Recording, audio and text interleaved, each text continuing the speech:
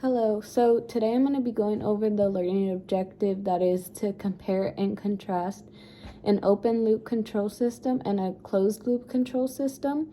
So to begin, both the open and closed loop control systems are utilized in many theories of motor control, and they show ways in which the peripheral and central nervous system control and initiate actions. So both of these control systems have a control center which generates movement instructions to effectors such as like the muscles of the body, the limbs, or the head.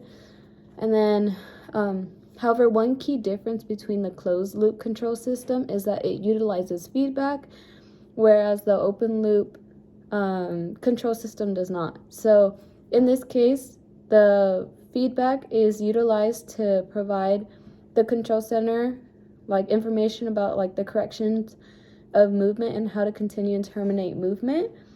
So another difference that is apparent is when referring to movement instruction. So for example, open loop movements do not use feedback for ongoing movements despite it being produced. In closed loop control, feedback is used to provide instruction and correct errors. So one example of that would be in an open loop control system is throwing a dart at a dartboard. And this is an example of an open loop because it's more of a direct movement, whereas it happens kind of essentially quickly, so there's not much time to utilize that feedback that is being produced. And then an example of the closed loop movement is painting or like skiing.